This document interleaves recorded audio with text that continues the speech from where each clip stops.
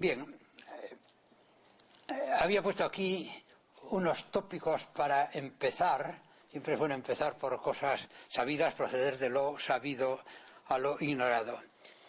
Bien, estoy seguro de que quienes han seguido este curso, y sobre todo quienes los han organizado, participan de la animosa convicción de que entre religión cristiana y ciencia natural existe una permanente y profunda armonía. Sabemos que en Dios no cabe contradicción, confesamos que Él mismo, que creó el mundo, es el que nos lo ha revelado en Jesucristo y además nos lo ha dado para que lo dominemos, una parte de lo cual es entenderlo. La Gaudium et Spes, en el punto 36, dice que en todos los campos del saber la investigación auténticamente científica y conforme a las normas morales nunca será realmente contraria a la fe, porque las realidades profanas y las de la fe tienen origen en un mismo Dios. Y sin embargo, el mundo de la ciencia, y particularmente en este año del centenario de Darwin, a juzgar por lo que dicen las revistas que los científicos producen y leen, parece bastante saturado de la idea contraria. Esas revistas, en sus artículos editoriales, en su noticiario a veces muy selectivo y manipulado, reprochan con frecuencia a la Iglesia que rechace sin misericordia los beneficios ingentes ligados a muchas aplicaciones de la ciencia, a la contracepción, a la reproducción asistida, al diagnóstico genético, al uso de células troncales e embrionarias. Le reprochan que no quiera ponerse en cabeza de todo lo nuevo, cerrándose así a muchas promesas de investigación futura. En especial se la reprende por no querer reconocer como éticos muchos datos, muchos hallazgos, muchas aplicaciones de la ciencia actual. Bien, ¿qué hay de cierto en ello? Es evidente que hay muchos desacuerdos éticos entre la Iglesia y el establishment científico. Este se guía por una bioética de eficiencia, de poder tecnológico, de futuro transhumano. Yo a veces la digo que es una ética de rompe y rasga. En contraste, la Iglesia, lo ha vuelto a decir en la instrucción Dignitas Personae, quiere cumplir con su deber de dar voz a quien no tiene voz, clamar en defensa de los pobres y de los débiles del mundo y de quienes son amenazados, despreciados y oprimidos en sus derechos humanos, en especial en el fundamental derecho a la vida. La contradicción se hace estridente en el caso paradigmático del embrión humano. Para muchos científicos, el embrión humano es una inmensa mina de conocimientos y de posibilidades terapéuticas.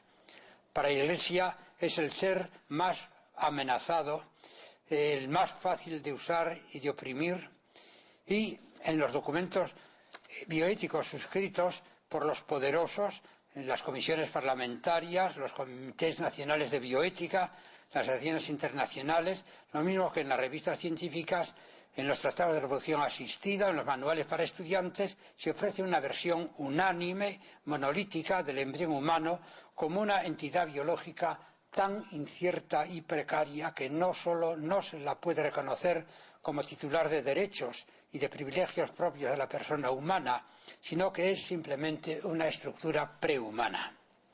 Obviamente, esto está en abierta contradicción con la visión católica que exige el máximo e idéntico respeto para el ser humano desde el momento en que es concebido en la fecundación hasta que muere su muerte natural. El enfrentamiento es tan radical que un espectador imparcial podría pensar que los protagonistas están hablando en dos idiomas mutuamente ininteligibles. La ciencia enteras en un lado, la piedad y la compasión en el otro. ¿Dónde queda aquella armonía entre ciencia y fe? ¿Es razonable seguir aspirando a ella? Bien, como es lógico, la respuesta a estas preguntas, o esta última pregunta, es afirmativa, pero exige no limitarse a estar convencidos en teoría de que entre ciencia y religión verdadera no puede haber contradicción. Hay que superar esa situación penosa y recuperar mucho del terreno perdido. Creo que hay por delante en esa tarea de estudio crítico y debate amable muchos años de trabajo. De un lado, las ciencias biomédicas necesitan una revisión continua, tanto de sus conocimientos como de su ética, en especial del ethos de sus cultivadores. Y del otro, y este es mi mensaje de hoy, la bioética sana necesita de una biología sana. Este es el tema de esta tarde. ¿Cuál es la biología de la bioética? ¿Por qué la ética necesita de la biología? ¿Y cuál es la biología que necesitan los que se dedican a la bioética? La bioética es, por etimología y por definición, un híbrido de ética y de biología, de filosofía y de ciencia biológica. La biología confiere identidad a la bioética, es parte de su esencia, es su bios, su vida. Los filósofos, los teólogos y los que se llaman bioeticistas hablan mucho de ética y de la ética de la bioética, pero poco y no muy acertadamente a veces de la biología de la bioética. Y sin embargo, un buen cultivador de la bioética tendría que gastar tantas horas en reflexionar como filósofo como en estudiar como biólogo, pues necesita tener una y otra de ellas un conocimiento críticamente evaluado y personalmente asumido. Insisto, no basta dominar los principios, las reglas y los procedimientos de la ética. Es imprescindible un conocimiento serio y actual de la biología, de sus fundamentos teóricos, de sus métodos. Hace falta, sobre todo, aprender y practicar el oficio de leer críticamente la biología, en especial la que más directamente concierne a cada uno. Un cultivador de la bioética, en sus informes y dictámenes, en sus comunicaciones y artículos, está obligado a garantizar la calidad de los datos biológicos que introduce en sus reflexiones. Solo entonces podrá plantear problemas, resolver casos, proponer normas en tiempo real, y solo así podrá educarse a sí mismo y enseñar a otros. Conviene insistir en que la bioética, por su carácter híbrido, es interdisciplinar. Eso significa que la bioética no es fácil. No es fácil reunir un equipo competente y bien integrado, ni a ninguno de nosotros nos resulta fácil convertirnos en una especie de Jano bifronte. La interdisciplinaridad va en serio cuando se haya de tratar de asuntos serios, de materias graves, pues no es aceptable, no es decente eludir la responsabilidad indelegable de juntar la buena ética con la buena biología. En bioética, biólogos y éticos deberían trabajar juntos, pero sin que ello signifique parapetarse detrás de la división de funciones para abandonar deberes. No es aceptable que los éticos dijeran que los biólogos nos den su versión de los hechos, que nosotros ponemos la ética. No es académico que el ético creyera en la biología que se le da con la fe del carbonero. No lo sería aceptar a pies juntillas, sin una prudente averiguación, la objetividad de los datos biológicos que uno necesita manejar en sus estudios o en sus lecciones. Entre otras razones, porque no conviene olvidar que los cultivadores de la bioética son seres humanos, los cultivadores de la biología son seres humanos, están hechos de la fibra moral del hombre común, capaces de las virtudes cardinales y de los vicios capitales. Aunque en teoría la ética debería englobar el trabajo y las ambiciones de biólogos y médicos, en la práctica muchos biólogos y muchos médicos consideran la ética como una rémora, como un latazo, he oído decir, que dificulta sus investigaciones. Son los que están convencidos hasta la médula de sus huesos de que la salvación del hombre vendrá de la mano de la ciencia y no de la ética o de la religión. Es decir, como resumen, y para dar esta sección introductoria, quiero insistir en dos puntos. El primero, en la idea de que en la bioética de tradición católica el estudio a fondo de los datos biológicos es particularmente importante. En palabras muy sencillas lo dijo el cardenal Ratzinger: no me cansaré nunca de repetirlo. Para la Iglesia el lenguaje de la naturaleza es también el lenguaje de la moral. No cabe hacer un elogio más expresivo de la ciencia natural, cuya función típica es descifrar con la mayor justeza posible el lenguaje de la creación para interpretarlo valiéndose de la razón a la luz de la fe. En la tradición católica, la gracia no destruye la naturaleza, sino que la ama, la reconoce, la respeta, la perfecciona. El segundo punto, que tiene algo de autobiográfico, es para indicar que lo dicho hasta ahora es, en el fondo, una autocrítica. Yo, como cualquier hijo de vecina, descuidé mis deberes críticos. Me dejé guiar hasta no hace mucho por lo que dicen los libros, por lo que publican las revistas, por lo que se tiene por verdadero. Me he dado cuenta de que en bioética se ha trabajado mucho con datos científicos que no son fiables, incluso que son inválidos. Estoy persuadido de que los expertos que jugaron un papel estelar en la ciencia de la reproducción humana pusieron, no dudo que con toda su buena voluntad, todo su prestigio, el peso de su influencia social al servicio de una mentalidad cientifista. En el conflicto de intereses ideológicos entre objetividad científica y proyectos, llamémosle culturales o políticos, dejaron prevalecer su sesgo político. Trabajaron mientras los hombres dormían para imponer en la investigación biomédica y sus aplicaciones sociales una visión cientifista. La cosa no les resultó muy difícil. Bueno, este es un epígrafe nuevo que se titula El uso abusivo de los datos científicos. Los científicos del establishment dominaban los resortes de la política científica, gozaban de prestigio universal, haciéndose eco de una tradición ya secular. El otro día me encontré que un profesor de Lovaina, en 1625, ya había dicho que los teólogos en estas materias no hacen otra cosa que seguir la opinión de los médicos. El gran máximo promotor de la contracepción, Christopher Titch, en una reunión internacional sobre dispositivos intrauterinos celebrada en Nueva York el año 64, advertía que lo habitual es que los teólogos y los juristas acepten el consenso dominante de los biólogos y médicos del momento. Creerán lo que los científicos les dicen como si fuera un hecho. Si conseguimos poner a los médicos de acuerdo en que la gestación y por tanto la vida comienza con la implantación el día 14, nuestros hermanos de las otras facultades nos harán caso. Así de sencillo, dicho y hecho. Como bien sabemos, la ciencia oficial dice desde entonces que la vida humana comienza con la implantación. Y no deja de ser curioso. Los seguidores más entusiastas de la idea, los que la han difundido, son los bioéticos, ya sean filósofos, juristas o teólogos. Vamos a verlo con un ejemplo. No necesitamos salirnos de España.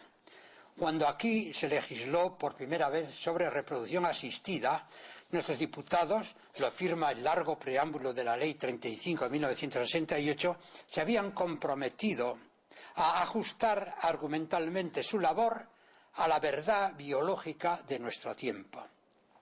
Para conocer esa verdad, un congreso de diputados que tengan algo nombra una comisión, y aquí se nombró la Comisión Especial de Estudio de la Fecundación in vitro y la Inseminación Artificial Humanas, la llamada Comisión Palacios, que muchos conocemos. A su debido tiempo, la comisión redactó el conocido informe Palacios, que fue aprobado con aplauso unánime por el Pleno de la Cámara en abril del 86. El informe ofrecía a los diputados la idea de preembrión como apoyada en los datos de la ciencia. Lo razonaba así. De la ecuación axiomática vida humana igual a ser humano individualizado, se deduce que la individualización viene determinada por dos propiedades: la unicidad, el ser único e irrepetible, y la unidad, el ser solamente uno. Pero la ciencia enseña que la unidad del ser humano es contradicha en el caso de las quimeras cigóticas o poscigóticas y que la unicidad es refutada por la existencia de gemelos monocigóticos. Es así que ambas situaciones, el gemelismo monocigótico y las quimeras, contradicen la necesaria unidad y unicidad exigibles para poder afirmar sin fisuras la individualidad del ser humano. Ergo, se ha de concluir que después de la fecundación hay un tiempo de incertidumbre genética de indeterminación preindividual que dura 14 días. Solo entonces, a partir del día 14 de la fecundación, un embrión ya no puede dejar de ser lo que es. El informe Palacios, a la vista de que en esos 14 días no sabemos si será 1 o 2 o 2 de 1, recomendó que se autorizara la manipulación positiva de los embriones, pues al no poder garantizarse que estén ya individualizados en esta fase, los preembriones no se presentan como objeto de protección en cuanto a seres humanos. Nuestros diputados de entonces se inclinaron respetuosamente ante la idea de preembrión y aprobaron la ley Palacios, en el convencimiento de que la ciencia sostenía que las diferentes fases del desarrollo humano son embriológicamente diferenciables, tienen diferente valor, lo que justificaba que fuera igualmente diferenciable su valoración ética y su protección jurídica. Hoy, la noción de preembrión sigue presente en nuestras leyes. En la de reproducción asistida de 2006 y en la de investigación biomédica de 2007 figura. Ya no están en estas como en la del 88, rodeado de divagaciones científicas o ontológicas, pero el Boletín Oficial del Estado no omite decir que en España el concepto de preembrión se ajusta a la verdad biológica de nuestro tiempo. Y lo mismo ocurre prácticamente en otros países.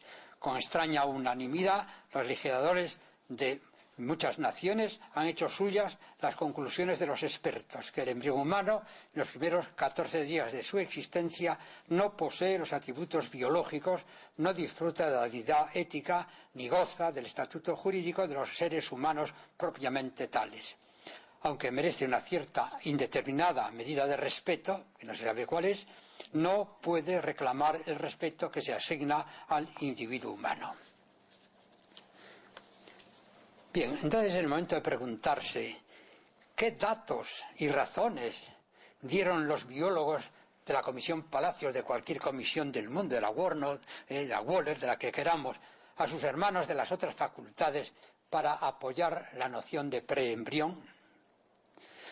Las que figuran en informe Palacios que el preembrión humano durante los 14 días de su existencia se puede dividir y originar así 2 o más gemelos, y a la inversa que 2 preembriones se pueden recombinar y fundirse en una quimera individual, hizo muchísima mella. Además, se afirmaba que en esos 14 días la práctica totalidad de las células del conceptus, termo técnico usado por ejemplo en Inglaterra, están destinadas a construir estructuras extraembrionarias. Y como lo extraembrionario no es propiamente embrión, los concepti no son embriones, sino que son, y se han de llamar, preembriones. Bien, es el momento de llamar a la biología para que venga en nuestro auxilio. ¿Qué solidez factual tienen esos argumentos? ¿Qué observaciones y experimentos los corroboran? Son preguntas estas que hoy pueden parecer anacrónicas. Para muchos, el preembrión es cosa superada, asunto del pasado. Ya nadie se preocupa moralmente de que se pueda trabajar con embriones de menos de 14 días. Sin embargo, yo pienso que no. Después de leer críticamente mucha bibliografía, no hago otra cosa en los 2 últimos años, puedo dar a esas preguntas esta respuesta.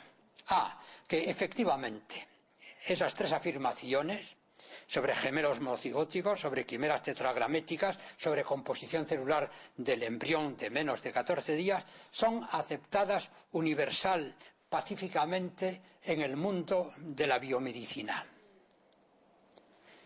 Y carecen absolutamente de base factual. son ejemplos sorprendentes de en nuestro incrédulo siglo XXI de lo que Francis Bacon llamó idolatribus, es decir, prejuicios universalmente aceptados, generalizaciones infundadas, imaginaciones nunca sometidas a escrutinio riguroso que son aceptadas por todos. Esto es chocante, tanto que pienso en la mirada de incredulidad de algunos de ustedes que están tomando por un tío que se le ha subido el humo a la cabeza. Ayer leía un artículo sobre el nacimiento en los Estados Unidos de un nuevo orgullo, el orgullo loco, después del orgullo gay, del orgullo de los sordos, ahora nace el orgullo de los locos, que quieren ser reconocidos como seres de pleno derecho a aspirar a ser presidentes, a hacer lo que haga falta y de no ser discriminados a pesar de su locura. Bueno, dicen que son simplemente víctimas de un trastorno del procesamiento de informaciones y de emociones, que así es como se autodefinen a sí mismos, y evidentemente, pienso, lo dejo para que ustedes juzguen al final, que puede demostrar que los argumentos de los expertos carecen de contenido, son fútiles, están vacíos. Bueno, a estas horas me he olvidado de ver el reloj, supongo que no me pasaré la hora, pero bueno, ponerlo aquí. Sí, yo creo que vamos bien. Afirma el argumento de la gemelación monocigótica que en los primeros 14 días el embrión es capaz de escindirse en 2 o más gemelos. En consecuencia, el preembrión no posee estatus plenamente humano, no ha alcanzado todavía la individualidad irrevocable. Este argumento tiene 2 brazos. Uno filosófico que ha hecho correr ríos de tinta, gira en torno a los conceptos complejísimos de individuo y de persona. No voy a entrar en él, entrará por incompetencia. El otro brazo biológico nos enfrenta a la cronología de la gemelación monocigótica que se afirma es posible a lo largo de los primeros 14 días. Esto dice hoy unánime la biología. En la especie humana la capacidad de originar gemelos se extiende del día siguiente de la fecundación, cuando el cigoto se divide en los 2 primeros blastómeros, hasta el día 14º en que se forma la estría primitiva. Formada esta, se extingue la capacidad de formar gemelos. Hay más. La diferente estructura de las envolturas fetales nos revela cuándo tuvo lugar la partición gemelar. Es un calendario ya clásico. Cuando la escisión del embrión en 2 se produce en la fase de segmentación blastomérica, es decir, entre los días 2 y 3, se originan gemelos dicoriónicos diamnióticos. Cuando tiene lugar entre los días 4 y 8, resultan gemelos monocoriónicos diamnióticos. Cuando, lo que ocurre pocas veces, la escisión acaece entre los días 9 y 14, se forman gemelos monocoriónicos monoamnióticos. Y finalmente, cuando la escisión es todavía más tardía, después del día 14 habría que ampliar la cosa, suele ser incompleta y determina la aparición de gemelos unidos, de gemelos siameses. Pero las cosas suceden así de hecho. ¿Esa es una descripción de hechos reales y comprobados? La respuesta es un no absoluto. Estamos ante un mero ejercicio de imaginación. La idea fue imaginada como modelo hipotético en 1922 por George Washington Corner, que la introdujo al final de un artículo en que describía unos gemelos monocoriónicos porcinos. Corner lo presentó como un ejercicio especulativo. Pensaba que era posible correlacionar la estructura de las membranas fetales, la corionicidad, amnionicidad, con distintos momentos del desarrollo embrionario. No renunció a la audacia de extrapolar su hipótesis a la especie humana. Al final de su artículo dice con toda honradez: voy a permitirme un breve ejercicio de imaginación sobre la morfogénesis de los gemelos monocoriónicos humanos. No había visto ninguno, pero es un ejercicio de imaginación. Curiosamente, esta travesura intelectual de Corner, ingeniosa, extraordinariamente racional y lógica, pero meramente imaginada, se fue convirtiendo, a base de repetirla, y con el paso de los años en ortodoxia sólida y unánime. El esquema de Körner, incluidos los gemelos monocigóticos dicoriónicos, que en el año 22 se pensaba que eran todos los dicoriónicos sin excepción eran dicigóticos, es hoy el icono oficial, el paradigma indiscutido, un dogma que curiosamente, bueno, no ha originado herejes de momento. Yo no he leído ningún libro que diga la hipótesis de Körner o la teoría oficial, todos lo repiten. Cuando, curiosamente, el año 55, 33 años más tarde, Körner fue invitado a dar la máxima conferencia del Congreso Americano de Tecnología para revisitar el tema de la gemelación, volvió a tratar el asunto, reconocía asombrado el éxito de su hipótesis. Y decía, los embriólogos y obstetras hemos dibujado en el papel la teoría morfológica de la gemelación uniovular y hemos imaginado los diferentes modos que pueden seguir el cigoto para desarrollar al final dos embriones. Todo eso, elaborado mediante conjeturas, está curiosamente en los manuales y es admitido por todos. Pero él reconocía que era imaginación. Es asombroso. El esquema de Körner no es tenido como hipótesis plausible, sino como una cruda descripción de la realidad. Pero nadie al día de hoy la ha corroborado con pruebas. Pasa con ella con lo que con la astronomía geocéntrica antes de Copérnico. Muy raras veces, y solo muy recientemente, alguien lanza un pequeño dardo de crítica. Habrá que esperar. En el origen de toda investigación hay una duda, una pregunta, una rebeldía. Aquí no las ha habido y tampoco, por tanto, ha habido investigación. El resultado es neto. En lo que concierne a la cronología de la gemelación, seguimos parados en la línea de salida. Que un mundo tan innovativo como el de la biomedicina, un modelo teórico, no haya sido ni corroborado ni refutado por más de 8 decenios, es algo inaudito. El pasado junio, Charles Vocable, un heterodoxo de la gemelación, dice que la gemelación monocigótica y dicigótica son lo mismo. En un artículo muy interesante decía: siempre hablamos de la cronología relativa de la gemelación. Es tan fácil de entender que nos deja desmotivados para seguir adelante. Pero él no lo pone en duda, pero dice, es necesario llegar a investigar la base molecular de esa cronología. Las células no leen nuestros relojes ni entienden nuestros esquemas gráficos. Pero funcionan con...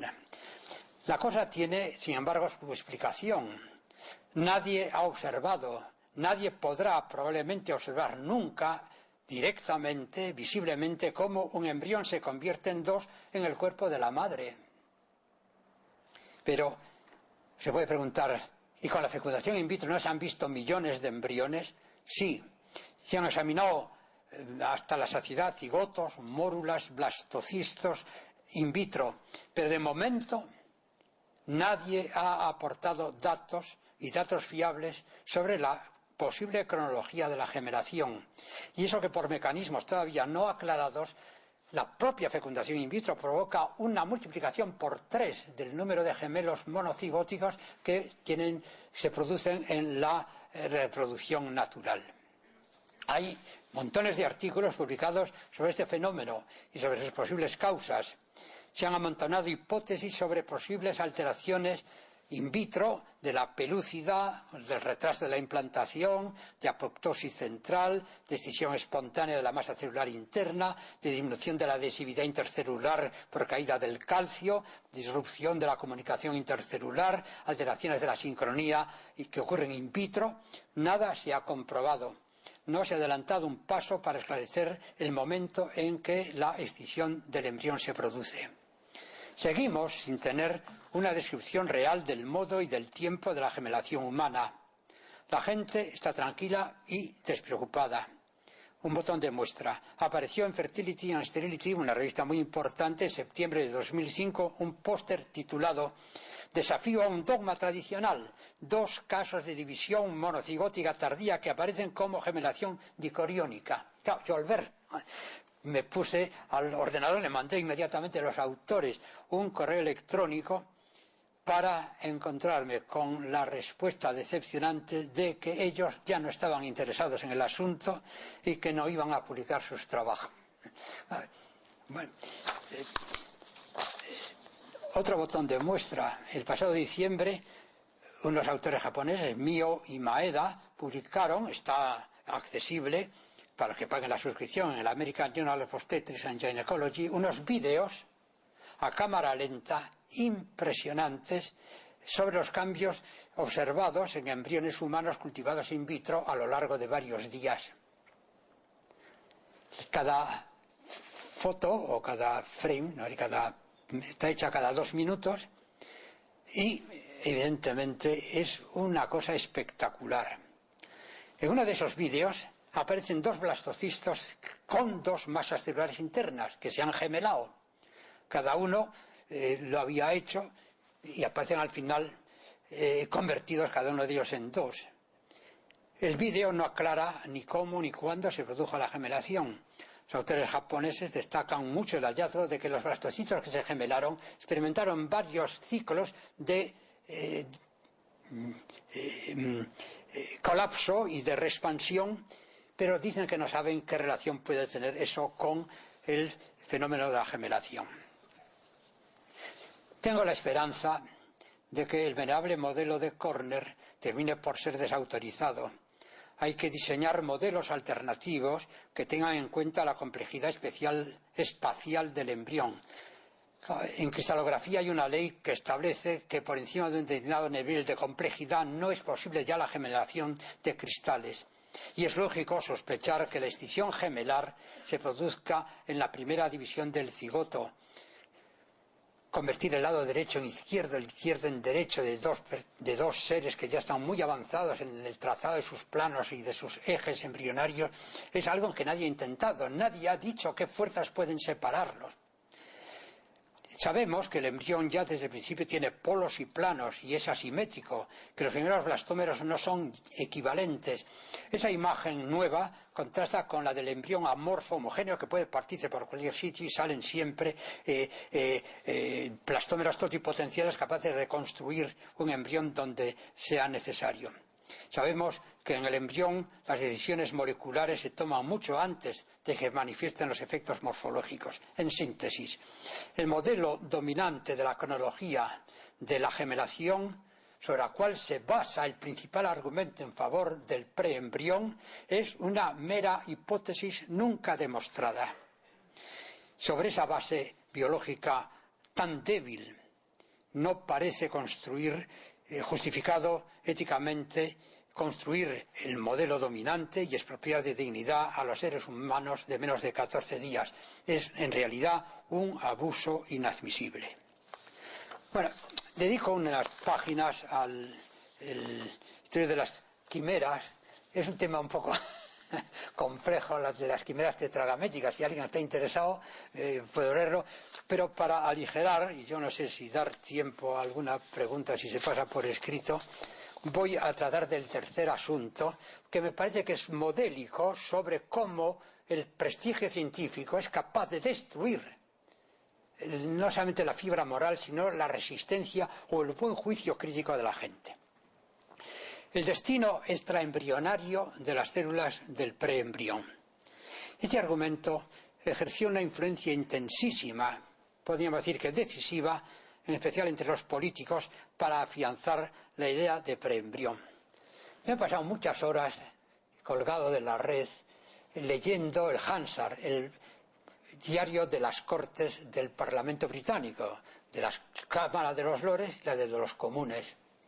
Son interminables. Empiezan en 1803, está completo cuando discutieron los lores si mandaban tropas a España, cuando nosotros estábamos aquí, con Napoleón a vueltas. Está completo, palabra por palabra, todo lo dicho por sus honorabilidades. Y en los debates sobre este asunto es curioso cómo el duque de Norfolk, católico, ataca, pero es barrido por un coro de voces que dicen que el embrión antes de los 14 días no es embrión, no hay células embrionarias, habían sido aleccionados por la persona que voy a decir a continuación. Afirma el argumento que durante las 2 primeras semanas el organismo humano en desarrollo está constituido por 2 poblaciones celulares. Una masivamente predominante en número, destinada a formar la parte fetal de la placenta y las membranas fetales, el corion, el amnios, la vesícula vitelina, los alantoides. La otra minúscula que formará el cuerpo del embrión. La realidad, nos dicen, es que en el preembrión apenas existen células que con propiedad puedan llamarse embrionarias. La enorme desproporción entre esos 2 compartimentos celulares, extraembrionario y embrionario, en el conceptus de menos de 14 días, obliga a llamarle preembrión, pues no es correcto denominar embrión a lo que todavía no lo es. Las células presentes en los primeros 14 días están destinadas a formar estructuras que además serán desechadas en el momento del parto. En sus consideraciones éticas de las nuevas tecnologías reproductivas, el Comité de Ética de la Sociedad Americana de Fertilidad incluía esta diáfana declaración: los eventos iniciales del desarrollo se dedican a establecer tejidos y funciones extraembrionarios, no tejidos ni funciones embrionarias. Por tanto, el cigoto, la mórula, el blastocisto joven no pueden ser considerados como etapas embrionarias, sino preembrionarias. Bueno, el término embrión se ha de reservar para el esbozo del futuro individuo, que aparecerá solo al final de la 2ª semana después de la fecundación, con la formación de la estría primitiva.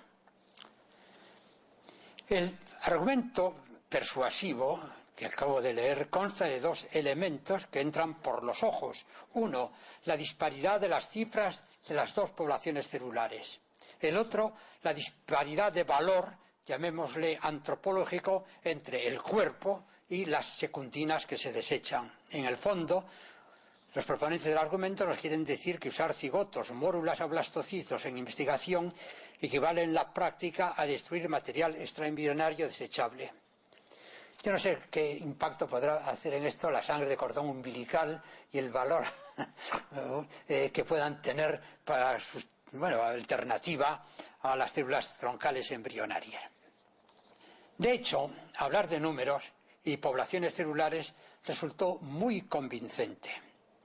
Con gran eficacia el argumento fue utilizado por la embrióloga Anne Maclaren en los días que precedieron a la votación de la Ley de Reproducción Asistida Humana en el Parlamento británico.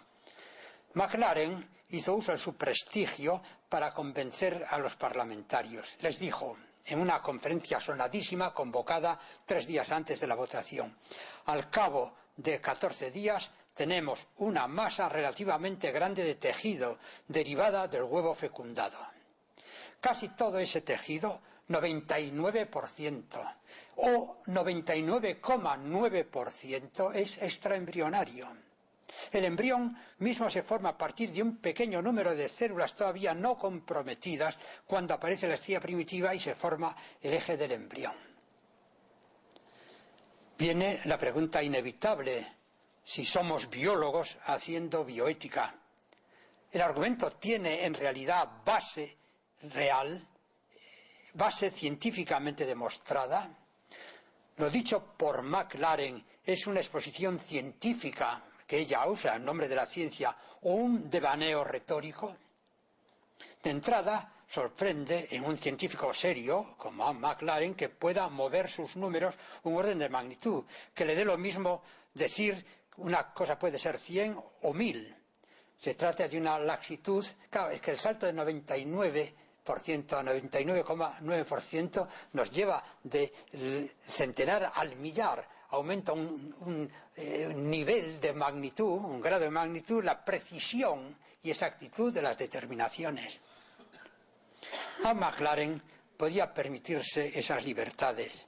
Ella había impulsado años atrás la numerología del desarrollo. Así se titulaba un artículo que había publicado el año 72 en Nature.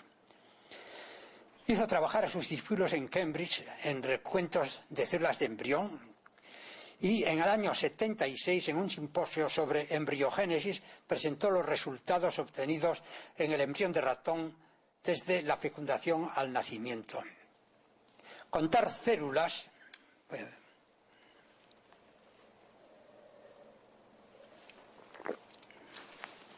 Contar las células de un embrión es cosa relativamente fácil durante los 4 o 5 primeros días. Después no hay otro remedio que hacer estimaciones indirectas. Son incontables.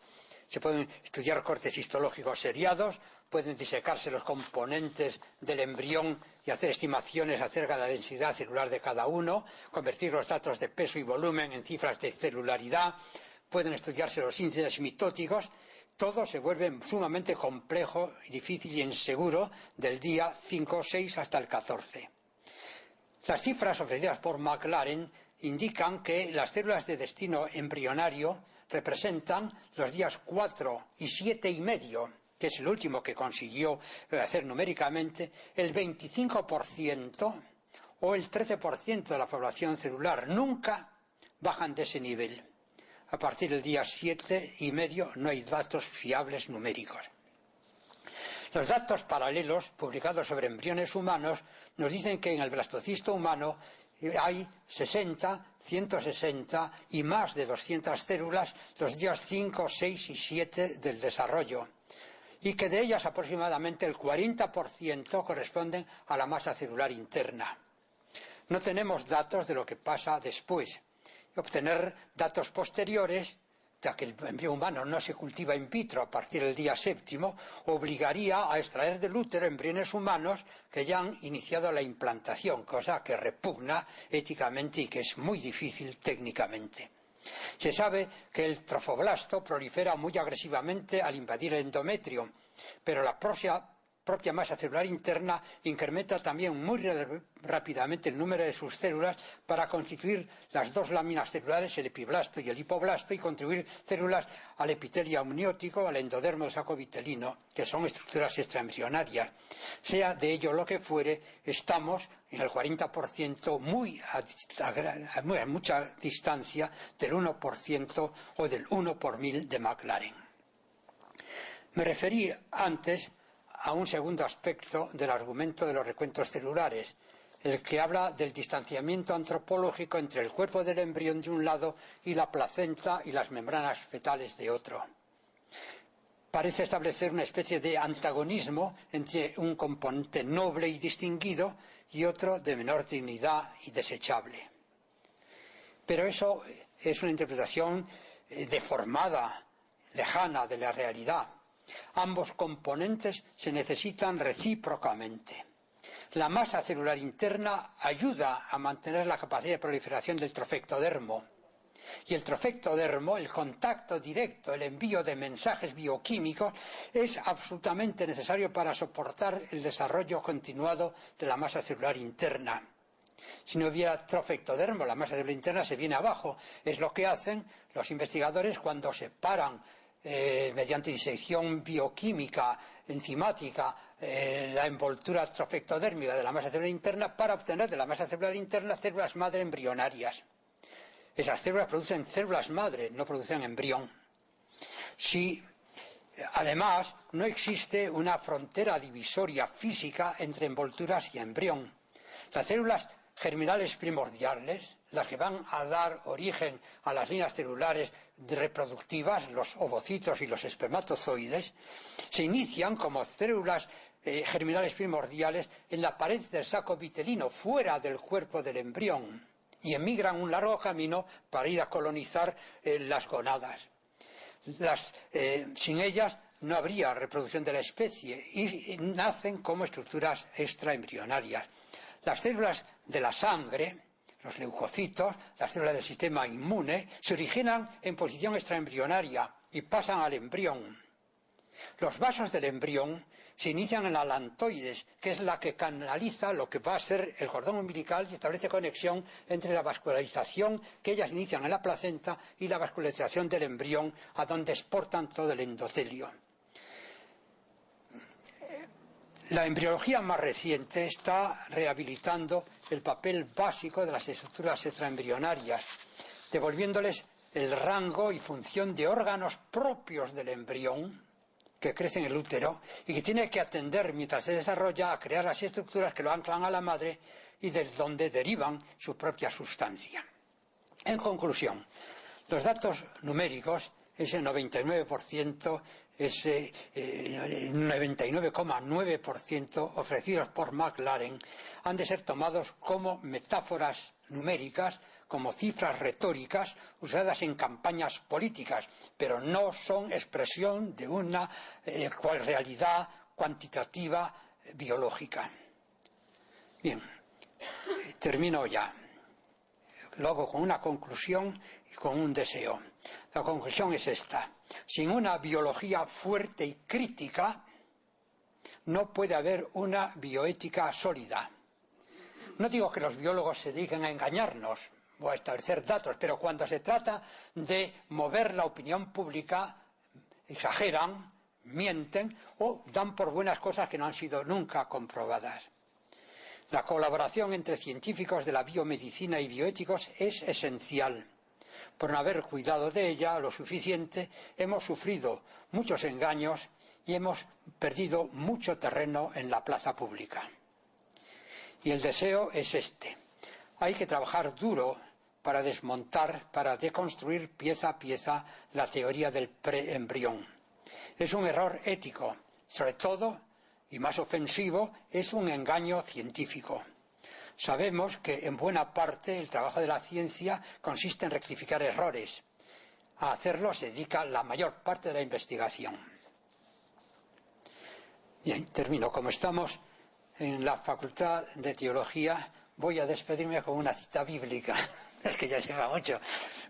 Pero está tomada del libro de Jeremías, que tiene fama de ser como muy deprimente. Y lo he tomado de una traducción de internet que me parece que no es legítima. Pido perdón a los escrituristas que puedan haber aquí. Pero pone un toque de humor y de esperanza, pues podría describir la vanidad de la noción de preembrión. Dice Jeremías 6:29. En vano ha soplado el fuelle, en vano ha trabajado el orífice. No hay oro en el crisol, solo escoria. Esto es lo que ha habido hasta ahora de embriología del preembrión. Gracias.